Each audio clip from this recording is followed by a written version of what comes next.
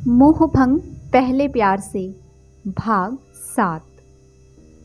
पिछले भाग में आपने जाना नेहा और दीपक की सगाई तय हो जाती है। इधर राज और पूजा एक दूसरे को पसंद करने लगते हैं। अब आगे। राज का दिल पूजा से प्यार करने लगा था, मगर दिमाग कहता था तब तक दिल को संभाल लो जब तक कि अपनी पत्नी को सारे सुख देने लायक ना बन जाओ। राज को तो अक्सर इस बात पर पछतावा होता कि अगर वो भी अमीर होता तो निधि उसे छोड़कर यूं ना जाती। और ऐसी ही बातों को सोचकर वो खुद को उन खुशियों से भी दूर रखता था जो बाहें पसारे उसकी राह देख रही थी। इंसान का मन भी बड़ा विचित्र होता है। जो उसके पास होता है उसे उसकी कद्र नहीं होती। उन चीजों को पाने की जद्दोजहद करता रहता है जो मात्र परछाई हैं। नेहा और दीपक की सगाई में बस 2 दिन बाकी हैं। अनुपमा और आरती अपने अपने पति के साथ आ गई हैं। अनुपमा का बेटा सबके लिए खिलौना बन गया है। हर कोई उसे गोद में खिलाना चाहता है। वो इतने सारे लोगों को देखकर परेशान हो गया है। आरती आकाश के पास नहीं आ रही थी तो आकाश उसके पास रहने के लिए अनुपमा के बेटे को अपनी गोद में खिलाने लगा और उसे लेकर छत पर चला गया। बच्चा भी भीड़ से अलग होकर खुश हो गया था। आकाश ने छत पर से ही आवाज दी, आरती, बच्चे के लिए दूध लेकर आना, इसे भूख लगी है। थोड़ी देर में आरती बोतल में दूध लेकर आई। फिर दोनों साथ में बैठ गए। आकाश ने बच्चे को आरती की गोद में दे दिया और आरती को प्यार से देखने लगा। क्या सोच रहे हैं? यही कि तुम मुझे इग्नोर कर रही हो। सॉरी। किस लिए? मैं तो मजाक कर रहा हूं। अच्छा, जरा पास आइए। आकाश आरती के पास आ गया तो आरती ने बच्चे को आकाश की गोद में दे दिया और आकाश के गाल पर हल्के से चूम लिया। आप बहुत क्यूट हो। दोनों फिर बच्चे के साथ खेलने लगे थे। अब सभी मैरिज हॉल में आ गए थे। स्टेज पर दीपक और नेहा बैठे थे।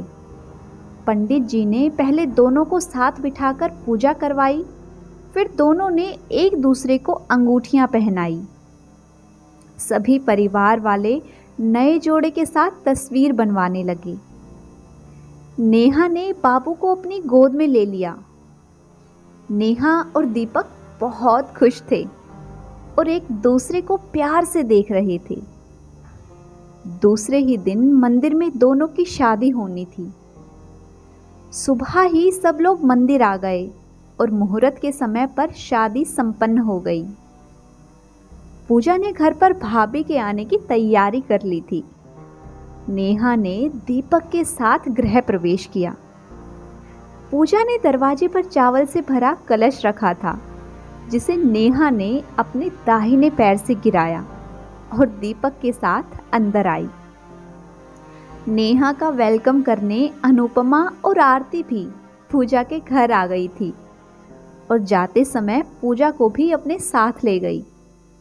अब पूरे घर में दीपक और नेहा ही थे। अभी बस रात के 7 बजे थे। दोनों के पास बहुत वक्त था। नेहा को नींद आ रही थी तो दीपक नेहा के बालों को अपनी उंगलियों से सहलाने लगा। नेहा ने दीपक की गोद में अपना सिर रख दिया और सुकून से सो गई। दीपक ने उसे अच्छे से बिस्तर पर सुलाया और नेहा के माथे पर चूम लिया। करीब 10 बजे नेहा की नींद खुली तो दीपक उसके पास नहीं था। नेहा दरवाज़ा खोलकर बाहर निकल रही थी कि उसके ऊपर फूल गिरने लगे। नेहा मुस्कुराते हुए अपने पैर बढ़ाने लगी। जमीन पर फूल बिछे हुए थे। फूल टेबल के पास खत्म हो गए थे और टेबल पर एक गिफ्ट रखा था। साथ में एक चिट्ठी भी थी। नेहा पढ़ने लगी। नेहा, बुक्स खोलो। उसमें गाउन है, उसे पहनकर छत पर आ जाना। मैं इंतजार कर रहा हूं तुम्हारा दीपक। नेहा ने मुस्कुराते हुए बॉक्स खोला।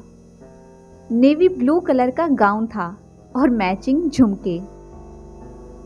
गुड चॉइस पतिदेव।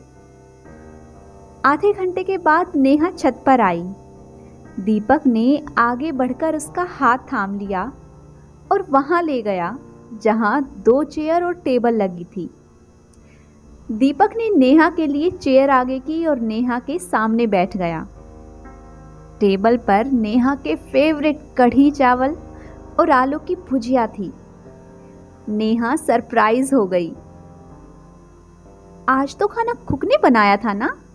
और वो तो पुलाव, पनीर टिक्का, कचौड़ियाँ और जो भी था, कम से कम ये सब तो नहीं था। तुम्हें ये सब पसंद है ना? हाँ, बहुत। पर बनाया किसने है? मैंने। आपने? पर आपको तो खाना बनाना आता ही नहीं। ऐसा नहीं है। जब पूजा छोटी थी तब मैं ही बनाता था। पूजा से पूछकर पता चला कि तुम्हें कढ़ी चावल और आलू भुजिया पसंद है, तो आज बना दिया। दीपक,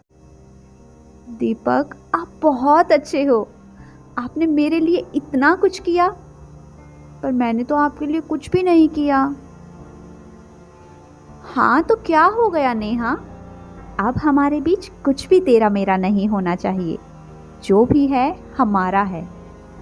मायने बस ये रखता है कि हम साथ रहें और खुश रहें।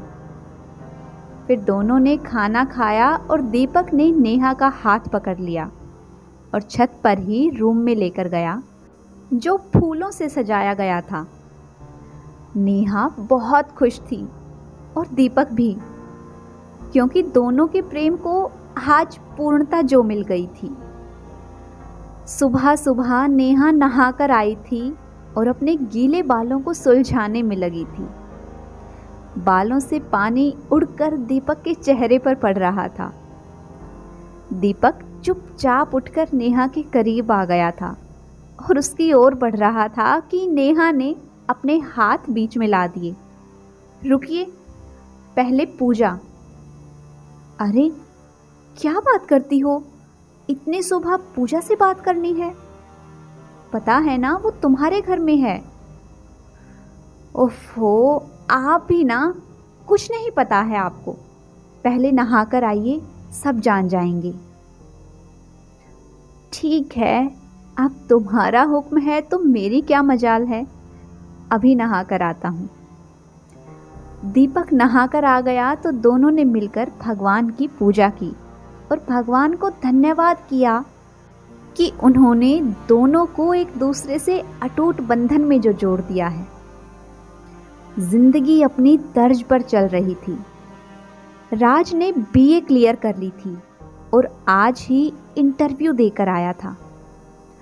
राज को पहले ही प्रयास में बैंक मैनेजर की जॉब लग गई थी और वो बहुत खुश था। 15 दिनों बाद उसे ज्वाइन करना है। क्या राज और पूजा मिल पाएंगे? 1 साल से राज ने पूजा की तरफ ध्यान नहीं दिया है, तो क्या उसके दिल में राज के लिए अभी भी प्यार है? जानेंगे कहानी के अगले भाग में। तब तक अगर आप सभी ने इस कहानी के पिछले भाग नहीं सुने हैं तो चैनल पर विजिट करके ज़रूर सुन लीजिए। अगर आप सबको आज की ये कहानी पसंद आई है तो वीडियो को लाइक कीजिए, शेयर कीजिए। अगर आपने अभी तक चैनल को सब्सक्राइब नहीं किया है तो ऐसे ही मज़ेदार कहानियाँ सुनने के लिए चैनल को जल्दी से सब्सक्राइब कर लें। Thanks for watching.